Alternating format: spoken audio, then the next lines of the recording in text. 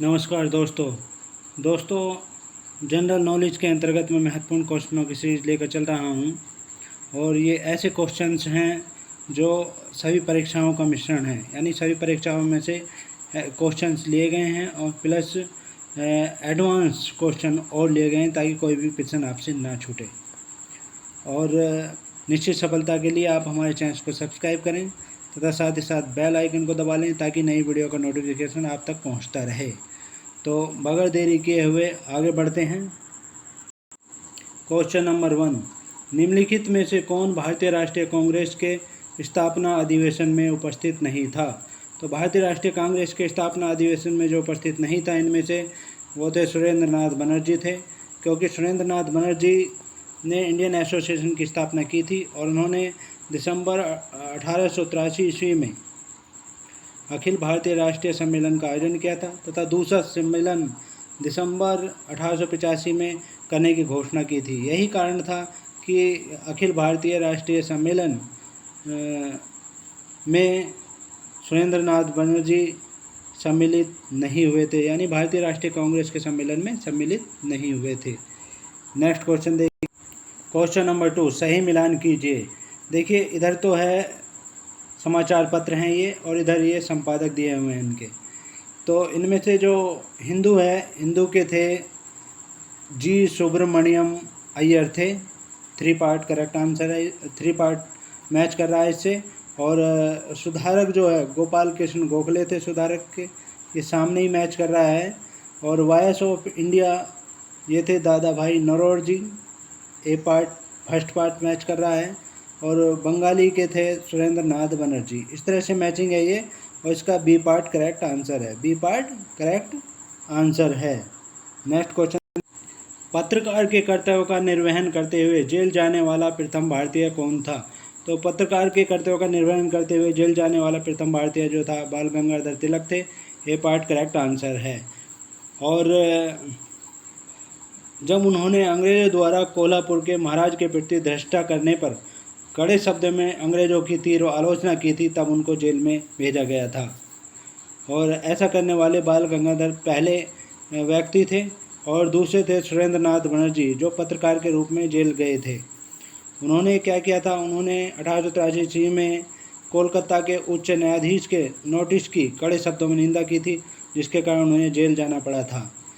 तो ए part correct answer है। Next question number 4, Subhash Chandra Bose के त्यागपत्र के बाद भारतीय राष्ट्रीय कांग्रेस का अध्यक्ष कौन हुआ? तो सुभाष चंद्र बोस जो थे 1938 और 1939 में भारतीय राष्ट्रीय कांग्रेस के अध्यक्ष चुने गए थे। जब 1939 ईस्वी में सुभाष चंद्र बोस गांधी जी के समर्थक उम्मीदवार थे पट्टाभी सीतारामैया को उन्होंने 1377 वोटों के मुकाबले 1580 मतों से पराजित किया था, परंतु कार्यकारिणी में अंतर्विरोध के फलस्वरूप उन्होंने कांग्रेस के अध्यक्ष पद पार्टी सदस्यता से त्यागपत्र दे दिया था तथा फॉरवर्ड ब्लॉक की उन्होंने नए राजनीतिक दल की फॉरवर्ड ब्लॉक नामक नए राजनीतिक दल का गठन किया था। तो सुभाष चंद्र बोस के त्यागपत्र देने के फलस्वरूप डॉक्टर राजेंद्र प्रसाद भारतीय राष्ट्रीय कांग्रेस के अध्यक्ष चुने गए थे, यानी सी पार्ट करेक्ट आंसर है, सी पार्ट करेक्ट आंसर है। नेक्स्ट क्वेश्चन, निम्न में से भारत का राष्ट्रपति किसकी नियुक्ति नहीं करता है? तो भारत के राष्ट्रपति जो हैं जो नियुक्ति नहीं करते हैं वे उपराष्ट्रपति की नियुक्ति नहीं करते हैं। बाकी प्रधानमंत्री की, राज्यपाल की और मुख्य निर्वाचन आयुक्त की ये नियुक्ति करते हैं। तो इनका जो चुनाव होता है उपराष्ट्रपति का वो होता है लोकसभा और राज्यसभा के सांसद संयुक्त रूप से निर्वाचक मंडल का निर्माण करते हैं और वे बहुमत से उपराष्ट्रपति का निर्वाचन करते हैं। इस तरह से उसका चुनाव किया जाता है उपराष्ट्रपति का। नेक्स्ट क्वेश्चन देखिए, भारत एक गणतंत्र है, इसका अर्थ है कि भारत में जो है वंशानुगत शासक नहीं है, सी पार्ट करेक्ट आंसर है। यानी यहाँ का जो शासक जो प्रमुख होता है वो निर्वाचित होता है, न कि वंशानुक्रम वंश के आधार पर नियुक्त नहीं किया जाता है। और भारत का राष्ट्र प्रमुख राष्ट्रपति निर्वाचित होता है, सी पार्ट करेक्ट आंसर है। नेक्स्ट, उच्च न्यायालय की परमादेश जारी करने की शक्ति के अधीन आते हैं। तो उच्च न्यायालय जो है जो परमादेश जारी कर सकता है वो संवैधानिक अधिकार के अंतर्गत जारी कर सकता है, सांविधिक अधिकार के अंतर्गत, मौलिक अधिकार के अंतर्गत भी। तो ये तीनों पार्ट सही हैं, यानी डी पार्ट करेक्ट आंसर है। डी पार्ट करेक्ट आंसर है उपरोक्त सभी। नेक्स्ट क्वेश्चन देखिए, भारतीय संविधान का कौन सा अनुच्छेद व्यक्ति के विदेश यात्रा के अधिकार को संरक्षण प्रदान करता है? तो अनुच्छेद 21 जो है किसी भी व्यक्ति के विदेश यात्रा के अधिकार को संरक्षण प्रदान करता है। अनुच्छेद 21 है ये, सी पार्ट करेक्ट आंसर है। नेक्स्ट, भारत के कल्याणकारी राज्य होने का विचार किसमें पाया जाता है? तो भारत के कल्याणकारी राज्य होने का जो विचार पाया जाता है, एक तो संविधान की प्रस्तावना में पाया जाता है और दूसरा राज्य के नीति निर्देशक तत्वों में पाया जाता है, यानी ए और सी दोनों पार्ट सही हैं। डी पार्ट इसका करेक्ट आंसर है। डी पार्ट करेक्ट आंसर है। नेक्स्ट क्वेश्चन, ऋतु प्रवास किया करते हैं?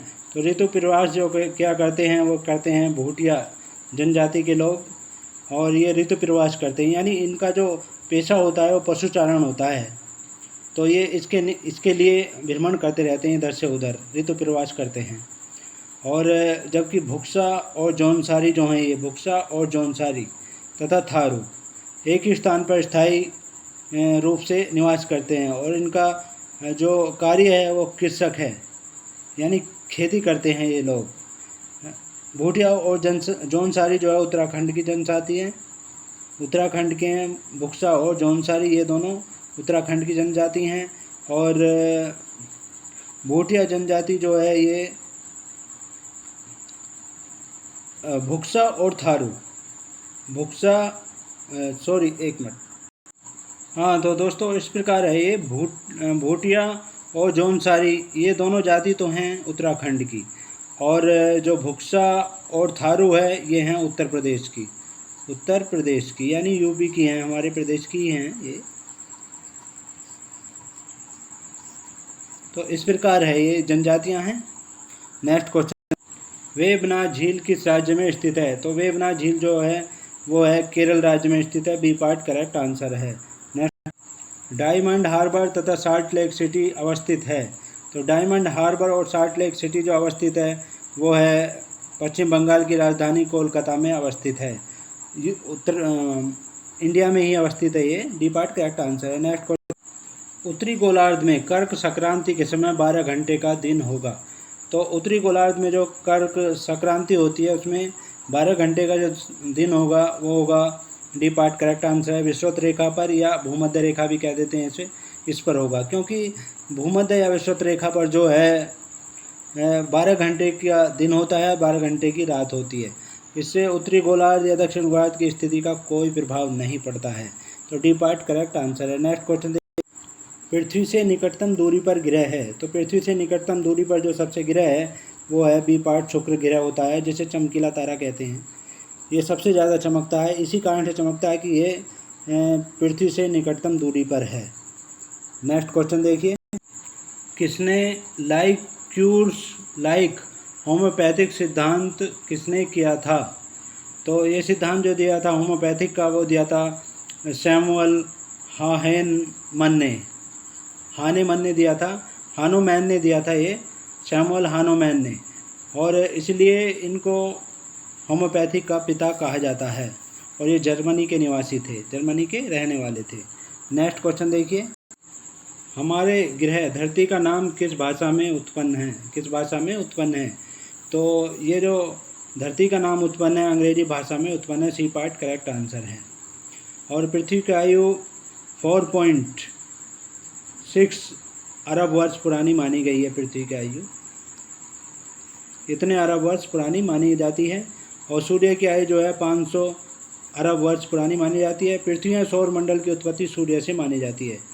इस तरह से है। नेक्स्ट क्वेश्चन देखिए, निम्नलिखित में से विमल शाह द्वारा निर्मित संगमरमर का मंदिर कौन सा है? तो विमल शाह द्वारा निर्मित संगमरमर का जो मंदिर है वो है दिलवाड़ा मंदिर है। ए पार्ट करेक्ट आंसर है। यह मंदिर संगमरमर का बना हुआ है तथा माउंट आबू पर्वत राजस्थान में है ये। और यह मंदिर बहुत छोटा है लेकिन नक्काशी के लिए विश्व में विख्यात है। और सोलंकी वंश या चालुक्य वंश गुजरात के चामुंडा राय के 2 मंत्री थे, विमलपाल तथा तेजपाल द्वारा इसको 932 और 33 ईस्वी में बनवाया गया था। तो ये ए पार्ट करेक्ट आंसर है। नेक्स्ट क्वेश्चन, एक वयस्क मानव के शरीर में कितने लीटर खून होता है? तो एक वयस्क मानव के शरीर में जो शरीर में खून होता है वो 5 लीटर होता है। सी पार्ट करेक्ट आंसर है। और यदि एक स्वस्थ मनुष्य में देखा जाए तो 5 से 6 लीटर तक खून होता है स्वस्थ मनुष्य में। और रक्त समूह की जो खोज की थी कार्ल लैंड स्टीनर ने 1900 ईस्वी में की थी, और लैंड स्टीनर को 1930 में नोबेल पुरस्कार भी मिला था। नेक्स्ट क्वेश्चन देखिए, किस नेटवर्क पर पहला एसएमएस भेजा गया था? तो वोडाफोन कंपनी के नेटवर्क पर ये पहला मैसेज भेजा गया था। और वोडाफोन इंग्लैंड की कंपनी है दोस्तों ये। और एयरटेल जो है भारत का प्रथम संचार कंपनी है जो 23 नेटवर्क क्षेत्र में सेवा प्रदान किया है जिसने। नेक्स्ट क्वेश्चन देखिए, तारे मुख्यतः किससे बने होते हैं? तो तारे जो मुख्यतः बने होते हैं वो होते हैं, सी पार्ट करेक्ट आंसर है, हाइड्रोजन और हीलियम से बने हुए होते हैं। ये तारे खगोलीय पिंड होते हैं और तारे लगातार प्रकाश तथा ऊष्मा उत्सर्जित करते रहते हैं। तारे के भार में 70% हाइड्रोजन होती है, 28% हीलियम होती है, 1.5% कार्बन नाइट्रोजन एवं नियोन होती है तथा 0.5% लोहे अन्य भारी तत्व होते हैं। तारे 3 रंग के होते हैं दोस्तों, लाल, सफ़ेद और नीला। प्रोक्सिमा सेंटोरी सूर्य के बाद पृथ्वी के सबसे निकट का तारा है। यानी प्रोक्सिमा सेंटारी सूर्य के बाद पृथ्वी के सबसे निकट का तारा है ये। नेक्स्ट क्वेश्चन देखिए, भारत का पहला सुरक्षा सैटेलाइट कौन सा है?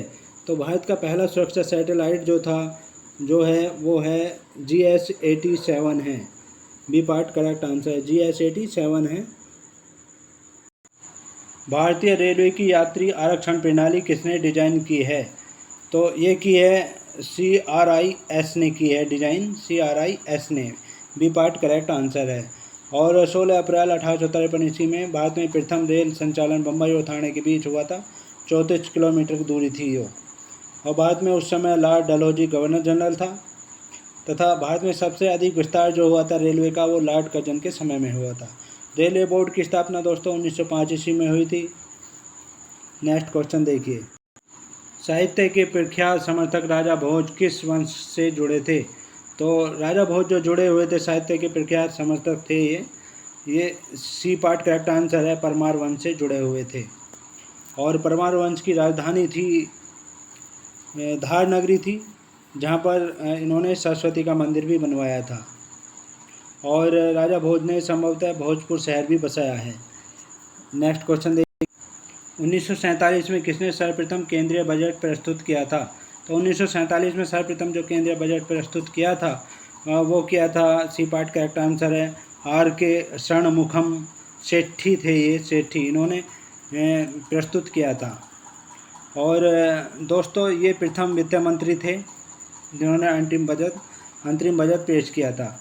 विल्सन ने 1860 ईस्वी में सर्वप्रथम बजट पेश किया था और विल्सन को भारतीय बजट प्रणाली का जनक माना जाता है।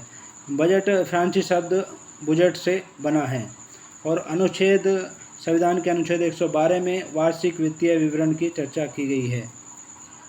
नेक्स्ट क्वेश्चन देखिए, सील मछली द्वारा किए गए आवाज़ को क्या कहते हैं? तो सील मछली द्वारा किए गए आवाज़ को जो कहा जाता है वो बार कहा जाता है, ए पार्ट करेक्ट आंसर है। और कुत्ते के भौंकने को भी दोस्तों बार कहते हैं। मछली में सबसे ज़्यादा प्रोटीन की मात्रा होती है और मछली गलफड़ों से श्वास लेती हैं ये मछलियाँ, तो ए पार्ट करेक्ट आंसर है। तो दोस्तों ये थे बहुत ही महत्वपूर्ण क्वेश्चंस और नेक्स्ट पार्ट में आपसे फिर मुलाकात होगी। तब तक के लिए जय हिंद, जय भारत। Thanks so much.